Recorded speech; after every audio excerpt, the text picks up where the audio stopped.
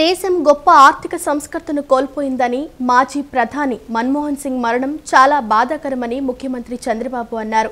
దూరదృష్టితో ఆర్థిక సంస్కరణలు తీసుకువచ్చారని, ఉపాధి హామీ, ఆధార్, ఆర్టీఐ, విద్యా హక్కు చట్టం తీసుకొచ్చారని, అనేక పదవులను మన్మోహన్ సమర్థవంతంగా నిర్వహించారని పేర్కొన్నారు. ఢిల్లీలో సీఎం చంద్రబాబు, కేంద్ర మంత్రులు రామ్మోహన్ నాయుడు, పెమ్మసాని చంద్రశేఖర్, ఎంపీలు శబరి, కేశినేని చిన్ని, మన్మోహన్ పార్థివ దేహానికి నివాళులర్పించారు. ఆయన కుటుంబ సభ్యులకు సీఎం చంద్రబాబు ప్రగాఢ సానుభూతి తెలిపారు.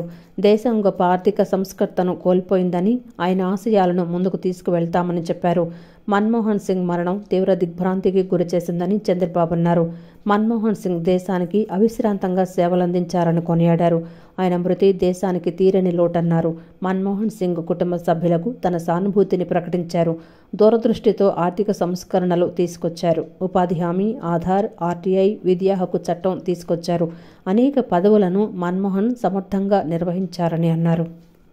డిపార్ట్మెంట్లో ఎకనామిక్ అడ్వైజర్గా పనిచేస్తూనే ఆ తర్వాత మనం చూస్తే ఆయన ఆర్బీఐ గవర్నర్ కావడం, అదేవిధంగా డిప్యూటీ చైర్మన్ ప్లానింగ్ బోర్డు కావడం, యూజీసీ చైర్మన్ కావడం, ఇలాంటి అనేకమైనటువంటి ఉన్నతమైన పదవులు, అది పబ్లిక్ పాలసీ విషయంలో కావచ్చు, లేకుంటే ఎకనామిక్ పాలసీస్ కావచ్చు, ఇవన్నీ కూడా ఇన్వాల్వ్ అయ్యి ఫైనాన్స్ మినిస్టర్ అయ్యాడు. ఫైనాన్స్ మినిస్టర్ అయినప్పుడు ఈ దేశంలో మన కొత్త ఆర్థిక పరిస్థితి అందరూ చూశారు. ఆ రోజు మనకు కావాల్సినటువంటి ఇంపోర్ట్ చేసుకోవాలంటే ఫారిన్ ఎక్స్చేంజ్ లేని పరిస్థితిలో ఎకనామిక్ రిఫార్మ్స్ తీసుకొచ్చారు. ఒక దిశ నిర్దేశించారు. అదే కాకుండా దేశానికి దూరదృష్టితో ఎకనామిక్ రిఫార్మ్స్ తీసుకొచ్చి దానివల్ల ఈరోజు మనందరం మాట్లాడుకునే భారతదేశం గ్రేట్ నేషన్ అవుతుందంటే ఆ రోజు ఆయన తీసుకున్న రిఫార్మ్స్. ఆయన ప్రధానమంత్రిగా మీరు చూస్తే అతి ముఖ్యమైనటువంటి 4 పబ్లిక్ పాలసీ తీసుకొచ్చాడు. ఒకటి, ఆ రోజు ఆయన చేసింది ఎంప్లాయ్మెంట్ జనరేషన్ కోసం నరేగా తీసుకొచ్చారు. రైట్ టు ఇన్ఫర్మేషన్, ఈరోజు మనం అందరం కూడా ఇన్ఫర్మేషన్ ఏది కావాలో తీసుకుంటామంటే ఆ రోజు రైట్ టు ఇన్ఫర్మేషన్ తీసుకొచ్చారు. రైట్ టు ఎడ్యుకేషన్, కంపల్సరీగా చదువుకోవాలి, ఆ విధంగా రైట్ టు ఎడ్యుకేషన్ తీసుకొచ్చారు. ఈరోజు యుఏఐడి కింద ఆధార్ ఏదైతే అథెంటికేషన్ ఉందో అది ఎక్కడ కూడా ఏమాత్రం కూడా ప్రభుత్వం ఖర్చు పెట్టే డబ్బుల్లో ఫ్రాడ్ లేకుండా చేయగలిగారంటే అది ఒక పెద్ద అసెట్గా చేయగలిగారు. ఇలాంటి వినూత్నమైన పాలసీలు తీసుకొచ్చిన వ్యక్తి మన్మోహన్ సింగ్ గారు. ఎవరికి కూడా ఈ గౌరవం దక్కదు. ఒక అకాడమిషియన్, ఒక పాలిటీషియన్, ఒక ఎకానమిస్ట్, ఒక బ్యూరోక్రాట్, ఈ 4 కూడా సమర్థవంతంగా పనిచేసిన వ్యక్తి, రాణించిన వ్యక్తి మన్మోహన్ సింగ్ గారు. అలాంటి వ్యక్తి ఈరోజు మన దగ్గర లేకపోవడం చాలా బాధ, దేశానికి తీవ్రమైన నష్టం. కానీ ఆయన ఐడియాలజీ శాశ్వతంగా ఉంటుంది. ఆయన ప్రారంభించిన రిఫార్మ్స్ శాశ్వతంగా ఉంటాయి. ఈ రిఫార్మ్స్ని ముందుకు తీసుకుపోవాల్సిన బాధ్యత ఈ దేశ ప్రజలందరిపైన ఉంటుంది. 6 నెలల్లో చంద్రబాబు చేసిన అభివృద్ధి సంక్షేమాలను చూసి మాజీ సీఎం జగన్ ఓర్వలేకున్నారని మంత్రి గుమ్మిడి సంధ్యారాణి ధ్వజమెత్తారు. 10 సార్లు విద్యుత్ ఛార్జీలు పెంచిన జగన్ ధర్నాలు చేపట్టడం విడ్డూరంగా ఉందన్నారు.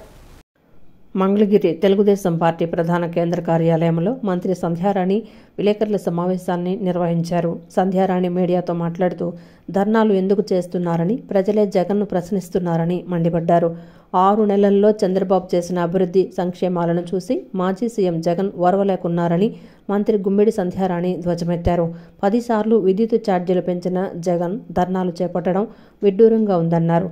అధికారంలో ఉన్నప్పుడు పరదాల మాటను నక్కి పదవి లేకపోవడంతో ప్రజలు గుర్తుకొచ్చారా అని ప్రశ్నించారు. చంద్రబాబు పాలనలోనే రాష్ట్రం సుభిక్షంగా ఉందన్నారు. కరెంట్లు విపరీతంగా పెంచేస్తున్నారు అని ఒక దొంగేడుపులు ఏడుస్తున్నారు.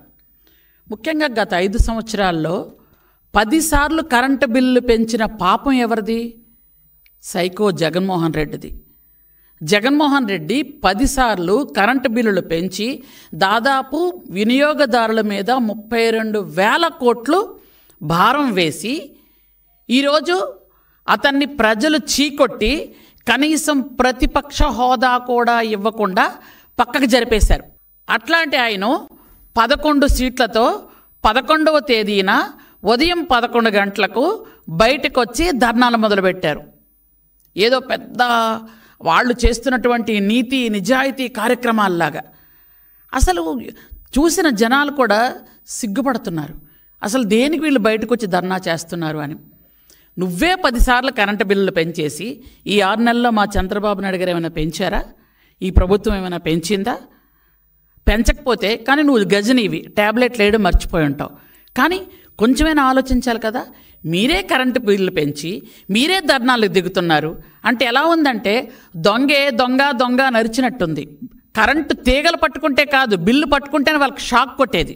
అసలు కరెంటు బిల్లు అంటే ఏంటో తెలియనటువంటి ఎస్టీ గూడాలు, ఎస్టీ పల్లెలు, హిల్టాప్ ఏరియాలు, గిరిశిఖర గ్రామాలు అందరూ కూడా కరెంటు బిల్లు వచ్చింది అంటే కరెంటు బిల్లు ఏమిటి అని ఆశ్చర్యంగా చూసే పరిస్థితి జగన్మోహన్ రెడ్డి తీసుకొచ్చాడు. 2 నెలలకి కరెంటు బిల్లు సామాన్యమైన మధ్యతరగతి కుటుంబాలకు 250, 300 బిల్లు వచ్చే వాళ్ళకి ప్రతి నెల 500, 600, కొంతమందికి 1000 రూపాయలు కూడా వచ్చేది నెలకే. నిజంగా ప్రజలందరూ వణికిపోయారు. ఆ వణికిన తాలూకా ఈరోజు నిజస్వరూపమే. ఈరోజు మీరు 11 సీట్లతో పక్కన వచ్చారు. క్రీడాకారులను అన్ని విధాలా ప్రోత్సహించేలా సీఎం చంద్రబాబు సరికొత్త స్పోర్ట్స్ పాలసీని ప్రకటించారని శాప్ చైర్మన్ రవినాయుడు తెలిపారు. కేంద్ర ప్రభుత్వం నుంచి ఖేలో ఇండియా స్కీమ్ ద్వారా నిధులను తీసుకువచ్చి రాష్ట్ర ప్రభుత్వ సహకారంతో క్రీడా ప్రాంగణాలను అభివృద్ధి చేస్తామని పేర్కొన్నారు. గత 4 ఏళ్లుగా ప్రోత్సాహకం లేక రాష్ట్రంలో వాలీబాల్ క్రీడాకారులు ఇబ్బందులు పడ్డారని అన్నారు. జనవరి 7వ తేదీ నుంచి 13వ తేదీ వరకు రాజస్థాన్లోని జైపూర్లో సీనియర్ నేషనల్ వాలీబాల్ టోర్నీలు నిర్వహిస్తున్నట్లు శాప్ చైర్మన్ రవినాయుడు తెలిపారు. ఏపీ తరపున ఈ పోటీల్లో పాల్గొనేందుకు వాలీబాల్ టీం ఎంపిక ప్రక్రియ చేపట్టినట్లు చెప్పారు. స్వయంగా క్రీడాకారుల ప్రతిభను పరిశీలిస్తున్నామని అన్నారు.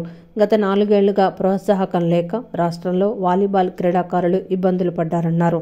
ఏపీ నుంచి వాలీబాల్ టీమును నేషనల్ గేమ్స్కు ఎంపిక చేయడానికి జగన్ ప్రభుత్వంలో ఎలాంటి చర్యలు తీసుకోలేదని అన్నారు. వాలీబాల్లో గొప్ప మెడల్స్ సాధించిన క్రీడాకారులు రాష్ట్రంలో చాలామంది ఉన్నా ప్రోత్సాహం కరువైందని చెప్పారు. ఓపెన్ సెలక్షన్లు పెట్టి జాతీయ వాలీబాల్ పోటీలకు టీములను ఎంపిక చేస్తున్నామని అన్నారు. నేషనల్ టీం సమక్షంలో బాగా ఆడిన రాష్ట్ర క్రీడాకారులనే జాతీయ వాలీబాల్ క్రీడా పోటీలకు ఎంపిక చేస్తున్నామని చెప్పారు. ఏపీ, కర్ణాటక, తెలంగాణ నుంచి వచ్చిన ఆఫీసర్ల టీం సభ్యులు పారదర్శకంగా క్రీడాకారులను ఎంపిక చేస్తున్నారని అన్నారు. పరీక్షలో అత్యుత్తమ ప్రదర్శన కనబరిచిన వారినే ఏపీ వాలీబాల్ టీంలోకి ఎంపిక చేస్తామని స్పష్టం చేశారు. క్రీడాకారులను అన్ని విధాలా ప్రోత్సహించేలా సీఎం చంద్రబాబు సరికొత్త స్పోర్ట్స్ పాలసీని ప్రకటించారని తెలిపారు. కేంద్ర ప్రభుత్వం నుంచి ఖేలో ఇండియా స్కీమ్ ద్వారా నిధులను తీసుకొచ్చి రాష్ట్ర ప్రభుత్వ సహకారంతో క్రీడా ప్రాంగణాలను అభివృద్ధి చేస్తామని శాప్ చైర్మన్ రవినాయుడు పేర్కొన్నారు. ఆర్మీకి కానీ లేకపోతే డిఫరెంట్ ఎలిజిబిలిటీస్ ఉన్న డిపార్ట్మెంట్లో వాళ్ళు డైరెక్ట్గా పోస్టింగ్ వచ్చే పరిస్థితి ఉంది. దాంతోపాటు న్యూ స్పోర్ట్స్ పాలసీలో కూడా మనం యూనిఫామ్ జాబ్స్ 5% రిజర్వేషన్ కూడా ప్రకటించడం జరిగింది. వీళ్ళన్నిటికీ అర్హత సాధించాలంటే ముందు వాళ్ళు గేమ్ ఆడాలి, వాళ్ళు దాంట్లో అర్హత పొందాలి. ఆ గేమే ఆడిపించలేని పరిస్థితుల్లో, గేమే ఆడలేని పరిస్థితుల్లో ఆ పిల్లలు ఉన్నారనే ఉద్దేశంతో ఈరోజు బ్రహ్మాండంగా రాష్ట్ర స్పోర్ట్స్ అథారిటీ ఈరోజు మా ఎవరైతే నేషనల్ ఫెడరేషన్ వాళ్ళు ముగ్గురిని ఇక్కడికి పంపించడం జరిగింది. ఆ ముగ్గురు కూడా వాళ్ళ ఆధ్వర్యంలోనే ఎవరు బాగా ఆడారు, ఎవరు ది బెస్ట్గా ఉన్నారు వాళ్ళే సెలెక్ట్ చేసి ఆ టీముని నేషనల్ గేమ్స్కి పంపించడం జరుగుతుంది. ఇదంతా ఒక శుభపరిణామంగా భావించాలి. గతంలో వాలీబాల్ ఇబ్బంది పడుతున్న, ఆడడానికి కూడా వెనుకంజి వేసిన పిల్లలు మళ్ళీ వాలీబాల్ వైపు మొగ్గు చూపాలని, మీ భవిష్యత్తు బంగారు బాట పడుతుందని. తిరుమల వివాదంపై తెలంగాణ మంత్రి కొండా సురేఖ ఆసక్తికర వ్యాఖ్యలు చేశారు. మా దురదృష్టం వల్ల శ్రీశైలం కోల్పోయి ఆంధ్రాకు ఇవ్వాల్సి వచ్చిందన్నారు. తిరుమలలో తెలంగాణ భక్తుల పట్ల నిర్లక్ష్యం చూపిస్తున్నారని ఆవేదన వ్యక్తం చేస్తున్నారు. మా తెలంగాణ భక్తుల మీద ప్రత్యేక దృష్టి సారించి ప్రాధాన్యత ఇవ్వాలని సీఎం చంద్రబాబు నాయుడిని కోరారు. టీటీడీ తరపున తెలంగాణలో కళ్యాణ మండపాలు నిర్మాణాలు, ధర్మ ప్రచార నిధులను కేటాయించాలని మంత్రి సురేఖ కోరారు. మా దురదృష్టం ఏంటంటే అంతకుముందు మా తెలంగాణలో అంతా కలిసినప్పుడు మాకుండేది గుడి, మేము శ్రీశైలం గుడిని విడిపోవడం వలన కోల్పోయినా కూడా మాకు ఈ భక్తి అయితే మాకు ఎప్పుడు కూడా ఉంటుంది. కాకపోతే మాకు కొంత ఇబ్బందికరమైన వాతావరణం ఎక్కడుందంటే తిరుమల తిరుపతి దేవస్థానం నుండి మా తెలంగాణ నుంచి వచ్చేటువంటి భక్తులు కొంత గత గవర్నమెంట్ నుంచి నిర్లక్ష్యానికి గురికి కాబడతా ఉన్నారు. ఆ విషయంలో మేము ఇప్పుడు ప్రస్తుత గవర్నమెంట్ తో మంతనాలు జరుపుతా ఉన్నాము. గతంలో తెలుగుదేశం ప్రభుత్వం ఉన్నప్పుడు అధికారంలో ఉన్నప్పుడు ఏ విధంగా అయితే కొన్ని పద్ధతులు నియమాలు పాటించేవాళ్ళు అదే పద్ధతిలో మా ప్రభుత్వానికి కూడా వారు ఇవ్వాలని వారికి మేము రిప్రజెంటేషన్ కూడా ఇవ్వడం జరిగింది. ముఖ్యమంత్రి గారు కూడా ఈ రాష్ట్ర ముఖ్యమంత్రి గారితో కూడా మాట్లాడడం జరిగింది. వారు కూడా ఒక పాజిటివ్ వేలో మేమందరం కూడా చర్చించుకొని మొన్ననే వాళ్ళ కమిటీ కూడా వేయడం జరిగింది. కాబట్టి కమిటీలో నిర్ణయించుకొని మరి తెలంగాణకు నుంచి అధిక భక్తులు వస్తారు, అధిక రాబడి కూడా వస్తుంది. మరి గతంలో మాకు అక్కడి నుంచి కళ్యాణ మండపాలు గానీ గుళ్ల డెవలప్మెంట్ల కోసం గానీ కాలనీ గుళ్ల కోసం గానీ మాకు చాలా నిధులు వచ్చేవి. మరి అదే విధంగా మళ్ళీ అక్కడి నుంచి మాకు నిధులు రావాలని కూడా వారిని కోరుతూ, ఎందుకంటే తెలంగాణలో చాలా గుళ్లు ఎక్కువగా ఉన్నాయి, మరి ప్రాచీనమైనటువంటి గుళ్లు కూడా చాలా ఎక్కువగా ఉన్నాయి. కళ్యాణ మండపాలు గ్రామాన కూడా అడుగుతా ఉన్నారు. కాబట్టి టీటీడీ వారు తలుచుకుంటే ఇవన్నీ కూడా జరిగే అవకాశం ఉంటుంది. కాబట్టి వారు తప్పకుండా ఒప్పుకొని మా తెలంగాణకు ఒక ప్రత్యేకమైనటువంటి మరి నమ్మకాన్ని కలిగించి మా మీద ఒక ప్రత్యేక దృష్టి సారిస్తారని ఆశిస్తూ మరి స్వామివారికి దర్శనం చాలా బాగా అయింది. మళ్లీ వారు మమ్మల్ని త్వరలోనే రప్పించుకొచ్చారని ఆశిస్తూ సెలవు. సంధ్య థియేటర్ తొక్కిసలాట కేసులో సినీ నటుడు అల్లు అర్జున్ బెయిల్ పిటిషన్పై విచారణను హైదరాబాద్ నాంపల్లి కోర్టు సోమవారానికి వాయిదా వేసింది. బెయిల్ పిటిషన్పై కౌంటర్ దాఖలుకు పోలీసులు సమయం కోరిన నేపథ్యంలో విచారణను కోర్టు వాయిదా వేసింది. సంధ్య థియేటర్ ఘటనకు సంబంధించి విచారణను నాంపల్లి కోర్టు జనవరి 10కి వాయిదా వేసింది. నాంపల్లి కోర్టుకు వర్చువల్గా అల్లు అర్జున్ హాజరయ్యారు. తెలంగాణ హైకోర్టు బెయిల్ ఇచ్చినట్లు నాంపల్లి కోర్టుకు అల్లు అర్జున్ తరపు న్యాయవాదులు తెలిపారు. శాంతి భద్రతల దృష్ట్యా వర్చువల్గా అల్లు అర్జున్ హాజరవుతారని ముందుగానే నాంపల్లి కోర్టును న్యాయవాదులు కోరారు. అల్లు అర్జున్కు గతంలో 14 రోజుల పాటు నాంపల్లి కోర్టు రిమాండ్ విధించింది. రిమాండ్ గడువు ముగియటంతో కోర్టు ముందుకు అల్లు అర్జున్ రావాల్సి ఉంది. ఇదే కేసులో అల్లు అర్జున్కు ఉన్నత న్యాయస్థానం మధ్యంతర బెయిల్ ఇచ్చింది. ప్రపంచంలో ఆర్థిక రంగానికి ఒక మార్గాన్ని చూపించిన గొప్ప మేధావి మన్మోహన్ సింగ్ అని మాజీ ఎమ్మెల్యే కాంగ్రెస్ పార్టీ నేత షేక్ మస్తాన్ వలీ తెలిపారు. రిజర్వ్ బ్యాంక్ చైర్మన్గా, ప్రణాళిక బోర్డు ఉపాధ్యక్షులుగా సరళీకృత ఆర్థిక విధానాలు తీసుకొచ్చి భారతదేశం ఆర్థికంగా బలోపేతం చేయడంలో కీలక పాత్ర పోషించారన్నారు. మన్మోహన్ సింగ్ మరణం భారత జాతికి, కాంగ్రెస్ పార్టీకి తీరని లోటు అని అన్నారు. మాజీ ప్రధాని మన్మోహన్ సింగ్ సంస్మరణ కార్యక్రమాన్ని ఆంధ్రరత్న భవన్లో నిర్వహించారు. మన్మోహన్ సింగ్ చిత్రపటానికి మాజీ ఎమ్మెల్యే, కాంగ్రెస్ పార్టీ నేత షేక్ మస్తాన్ వలీ, మాజీ MLC Jilli Wilson, Congress party నగరాధ్యక్షులు నరహరిశెట్టి నరసింహారావు, కాంగ్రెస్ పార్టీ నేతలు కొలనకొండ శివాజీ, గురునాథం తదితరులు పూలువేసి నివాళులర్పించారు. ఈ సందర్భంగా మస్తాన్ వలీ మాట్లాడుతూ, ఆర్థికంగా భారతదేశం ప్రపంచంలో గొప్ప దేశం కావడానికి మాజీ ప్రధాని మన్మోహన్ సింగ్ పాత్ర ఎంతో ఉందన్నారు. కింది స్థాయిలో ఉన్న ప్రతి పౌరుడికి ఆర్థిక వెసులుబాటు ఉండాలని జాతీయ ఉపాధి హామీ పథకం తీసుకొచ్చారన్నారు. ప్రతి ఒక్కరికి విద్య అవసరమని గుర్తించడంతో పాటు ఆహార చట్టాన్ని తీసుకొచ్చారని తెలిపారు. ఆంధ్రప్రదేశ్కు ప్రత్యేక గుర్తింపు ఇచ్చి ప్రతి పథకానికి నిధులిచ్చారని అన్నారు. సరళీకృత ఆర్థిక విధానాలు తీసుకొచ్చి ఇవాళ ప్రపంచాన్ని, భారతదేశాన్ని కలిపి ఒక ముందుకు తీసుకెళ్ళినటువంటి గొప్ప మేధావి. ఇవాళ ప్రపంచంలో ఆర్థిక రంగంలో భారతదేశం గొప్ప దేశం అవటానికి ఆయన తీసుకున్న నిర్ణయం అనేటటువంటి విషయం. అదొకటే కాదు, కింద స్థాయిలో ఉన్నటువంటి ప్రతి పౌరుడికి ఆర్థికపరమైనటువంటి వెసులుబాటు ఉండాలి అనేటటువంటి ఆలోచనతో జాతీయ ఉపాధి హామీ పథకాన్ని తీసుకురావడం కానివ్వండి, ప్రతి మనిషికి తప్పనిసరి చదువుకోవాలి అనేటటువంటి దానిలో తప్పనిసరిగా విద్యా అవసరం కావాలని, ఉపాధి అవసరం కావాలని చెప్పి ప్రతి ఒక్కడికి ఆహార చట్టాన్ని తీసుకొచ్చి ఆ రోజు యూపీఏ 1 కానీ యూపీఏ 2 కానీ ప్రత్యేకించి ఆంధ్ర రాష్ట్రం స్వర్ణయుగం. ఆ రోజుల్లో ప్రతి పథకానికి కావాల్సినటువంటి నిధులను సమకూర్చడంలో ఆ రోజు కాంగ్రెస్ ప్రధానమంత్రిగా ఆంధ్ర రాష్ట్రానికి ప్రత్యేకమైన గుర్తింపు ఇచ్చినట్టు.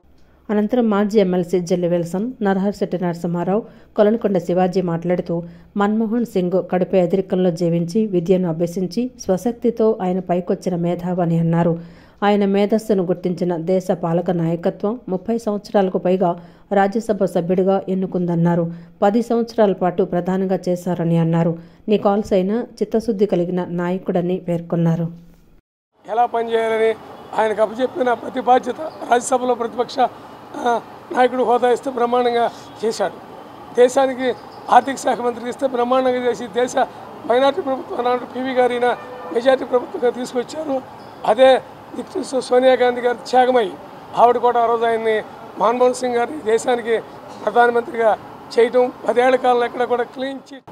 మన భారతదేశ పాలక నాయకత్వం ఆయన్ని ప్రపంచ బ్యాంకు నుంచి కానీ అలానే కేంద్ర మంత్రిగా దాదాపు 30 సంవత్సరాల పైగా రాజ్యసభ సభ్యునిగా ఆయన్ని ఎన్నుకొని ఆర్థిక మంత్రిగా ఆయన చేసినటువంటి పరిస్థితి అనేది ఉంది. పివి నరసింహరావు గారి ప్రధానమంత్రిగా ఉన్న సమయంలో ఈయన్నే ఆర్థిక మంత్రిగా కొనసాగించి 91లో దాని తర్వాత ఆయన యొక్క ఈ దేశ ప్రజలకు కానీ ప్రపంచానికి కానీ ఒక మార్గ దిక్సూచిగా ఆయన ఆర్థిక మంత్రిగా వ్యవహరించినట్టు. వరదలు వచ్చినప్పుడు గన్నవరం విమానాశ్రయంలో దిగి ఏరియల్ సర్వేలు చేసి ఎగ్జిబిషన్ చూసిన సందర్భాలు మాకు ఉన్నాయి. అదేగాక 2014కు ముందు కూడా మన్మోహన్ సింగ్ గారు ఆంధ్రప్రదేశ్ విభజనప్పుడు హైదరాబాదు తెలంగాణకి ఇస్తే ఆంధ్రప్రదేశ్కి ఏమి ఇవ్వాలనే దాని మీద బ్రహ్మాండమైన విభజన చట్టాన్ని రూపొందించి ప్రజల కోసం వారి అవసరాల కోసం పనిచేసే కోస్టల్ బ్యాంకు ఆవిర్భవించి 25 ఏళ్లు గడిచిన సందర్భంగా మెడికల్ క్యాంప్ ఏర్పాటు చేశామని ప్రజాశక్తి నగర్ మేనేజర్ శశాంక తెలిపారు. బ్యాంకింగ్ రంగ సేవలతో పాటు వినియోగదారుల ఆరోగ్యానికి ప్రాధాన్యం ఇస్తున్నామని చెప్పారు. వైద్య శిబిరంలో పాల్గొన్న వారికి అవసరమైన మందులు ఉచితంగా ఇస్తున్నట్లు తెలియజేశారు. ప్రజాశక్తి నగర్లో కోస్టల్ బ్యాంక్ ఆధ్వర్యంలో సిల్వర్ జూబ్లీ వేడుకల సందర్భంగా ఉచిత మెడికల్ క్యాంపు నిర్వహించారు. ప్రజాశక్తి నగర్, విశాలాంధ్ర రోడ్డు ప్రాంత ప్రజలతో పాటు చుట్టుప్రక్కల ప్రాంత ప్రజలు పెద్ద ఎత్తున ఈ వైద్య శిబిరంలో పాల్గొన్నారు. దీపక్ మల్టీ స్పెషాలిటీ హాస్పిటల్, సంధ్యా కంటి హాస్పిటల్, రోహన్ డెంటల్ హాస్పిటల్ సహకారంతో బీపీ, షుగర్, కంటి మరియు దంత సంబంధిత పరీక్షలు ఉచితంగా నిర్వహించడంతో పాటు అవసరమైన వారికి ఉచితంగా మందులు పంపిణీ చేశారు. ఈ సందర్భంగా coastal bank branch manager Shashank మాట్లాడుతూ కోస్టల్ బ్యాంక్ ఆవిర్భవించి 25 సంవత్సరాలైందని చెప్పారు. స్థానిక ప్రజల అవసరాలను దృష్టిలో పెట్టుకుని ప్రజల అభివృద్ధి కోసం బ్యాంకు పనిచేస్తుందని పేర్కొన్నారు. ప్రజలకు అవసరమైన రుణాలు అతి తక్కువ వడ్డీకే ఇస్తున్నామని చెప్పారు. With RBI guide lines coastal local area అనేది ఒక కాన్సెప్ట్ అండి. ఈ లోకల్ ఏరియాలో ఉన్న పీపుల్ యొక్క డెవలప్మెంట్ కోసం ఎస్పెషల్లీ బ్యాంకు స్థాపించడం జరిగింది. ఈ రోజుకి 25 సంవత్సరాలు కంప్లీట్ చేసుకున్న కారణంగా మేమందరం కస్టమర్ మీట్ అరేంజ్ చేసుకున్నాము. అండ్ ఈ ఏరియా మొత్తం ప్రజలందరికీ మెడికల్ క్యాంప్ అరేంజ్ చేయడం జరిగిందండి with the association sponsors Deepak multi hospitals.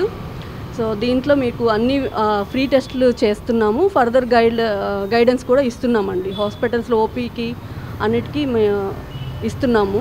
అక్కడికి వెళ్ళి చూయించుకుంటే వాళ్ళకి కన్సెషన్ ఇస్తారండి. సో ఈ ఏరియాలో ప్రజల మొత్తాని కోసం ఈ మెడికల్ క్యాంప్ అరేంజ్ చేయడం జరిగింది.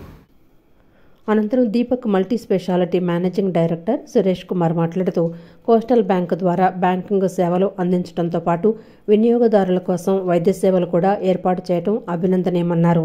ఈ కార్యక్రమంలో తాము కూడా భాగస్వాములు కావటం ఆనందంగా ఉందన్నారు. ఈ సందర్భంగా బ్యాంకింగ్ సేవల పట్ల కస్టమర్లు సంతోషం వ్యక్తం చేశారు. బీపీ, షుగరు, ఈసీజీ, బిఎండి టెస్టులు చేస్తూ అవసరమైన వాళ్ళందరికీ కూడా హాస్పిటల్లో కూడా అందరికి కూడా ఫ్రీ ఓపీ, అట్లనే ల్యాబ్ మీద 50% concession, CT, MRI, ultrasound, X ray వీటన్నిటి మీద కూడా నియర్లీ 30% దాకా కన్సెషన్తో కూడినటువంటి వైద్యం.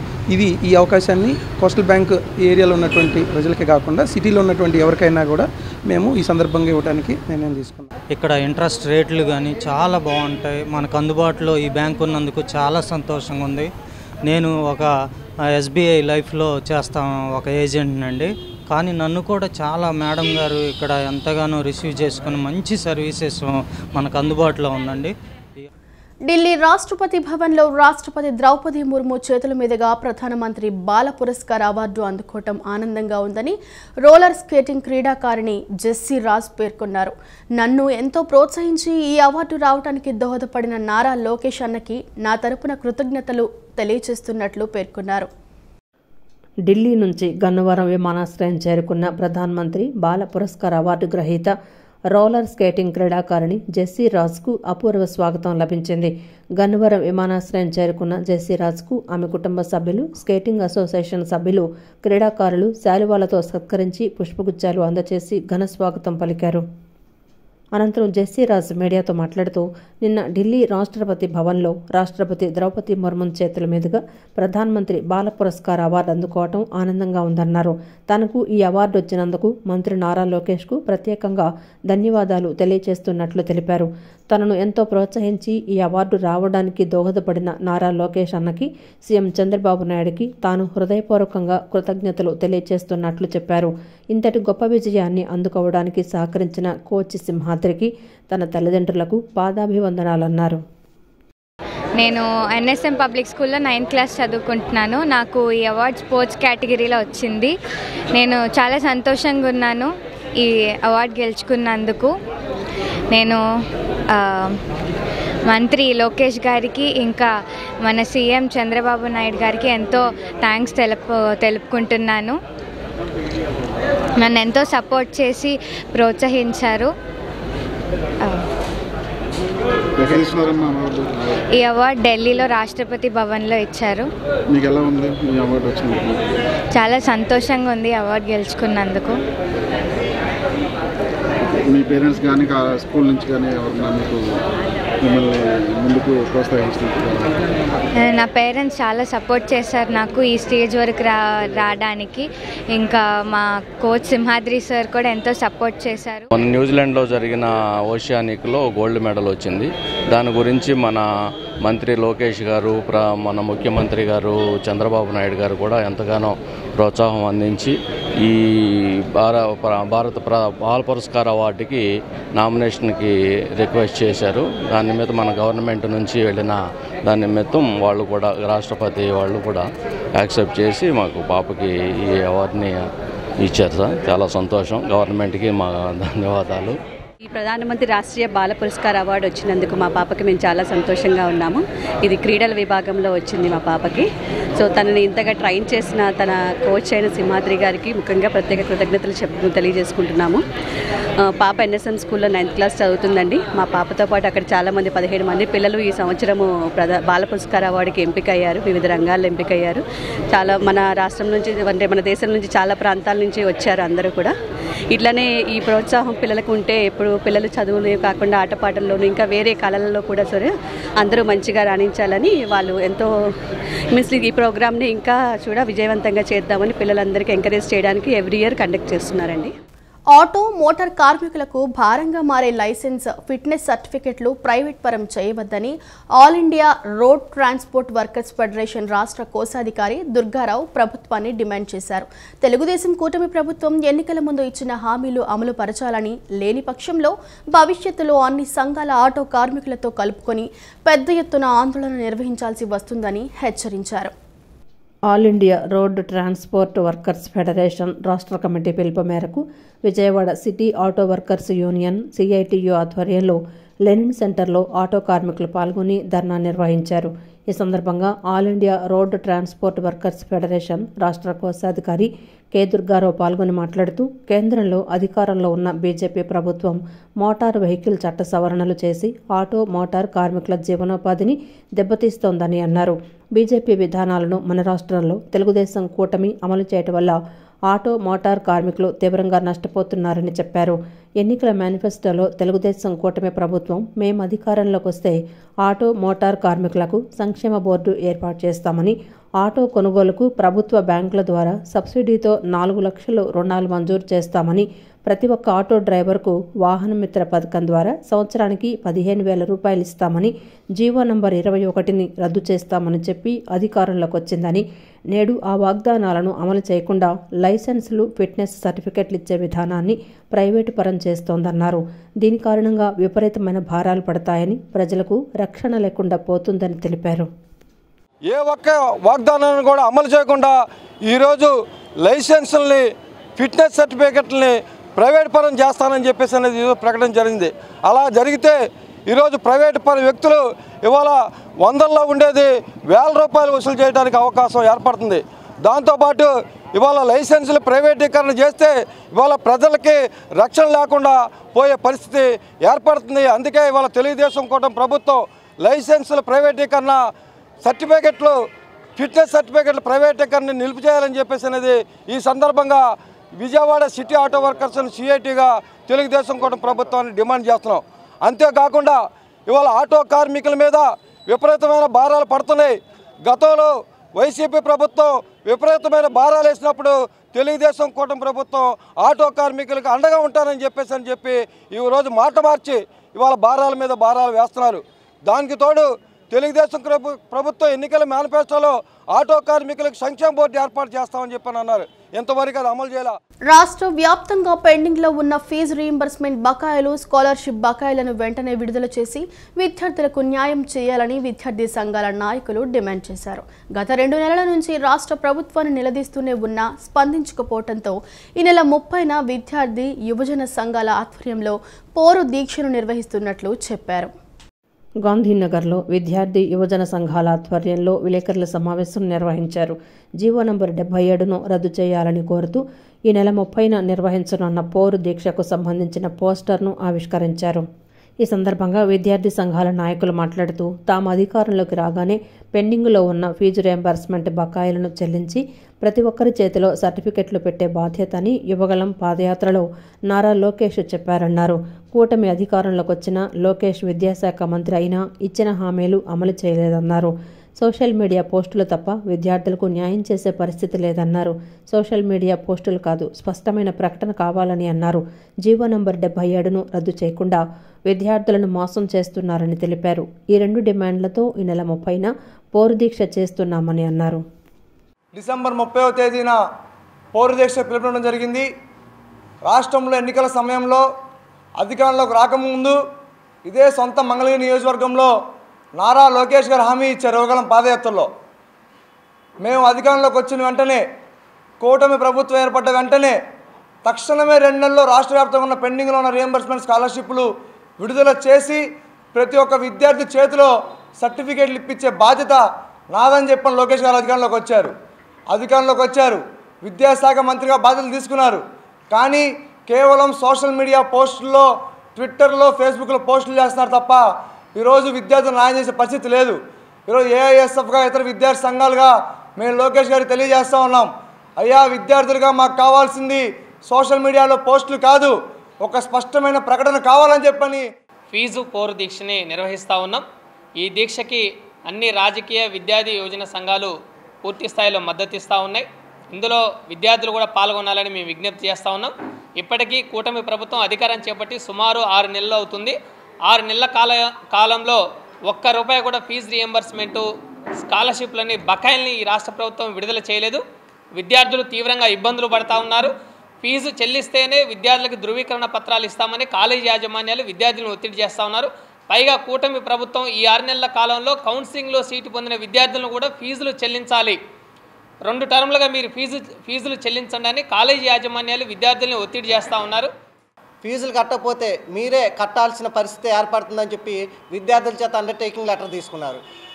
ఆ పరిస్థితి ఎందుకు వచ్చిందని గత ప్రభుత్వాలు చెల్లించాల్సిన బకాయిలు చెల్లించలేదు. ఇప్పుడు వచ్చిన ప్రభుత్వం చెల్లిస్తుందో లేదో మళ్ళీ మా యాజమాన్యాలు మేము ఇబ్బంది పడాలని చెప్పేసి వారు ఆ విధంగా ఆలోచించారు. వాళ్ళు ఈ విధంగా ఆలోచించి విద్యార్థుల తల్లిదండ్రులపై ఒత్తిడి చేస్తున్నారు. మీరు ఫీజులు కట్టండి, మేము పరీక్షలు పంపిస్తాం, లేదంటే మిమ్మల్ని ఇంటర్నల్స్కి అలౌ చేయము, మిమ్మల్ని సెమిస్టర్కి అలౌ చేయమని చెప్పేసి వాళ్ళని ఒత్తిడితో భయభ్రాంతులు చేస్తున్నారు. అలా చేయడం వల్ల విద్యార్థులకి చదువు మీద ఏకాగ్రత లేకుండా ఒక ఆందోళన, భయం ఏర్పడింది. రాష్ట్ర ప్రభుత్వం ఇప్పటికైనా బకాయిలను విడుదల చేసి, అలాగే భవిష్యత్తులో కూడా విడుదల చేయాల్సిన ముందస్తు బకాయిలను కూడా మీరు విడుదల చేస్తే. ఈ వార్తలు ఇంతటితో సమాప్తం. నమస్కారం.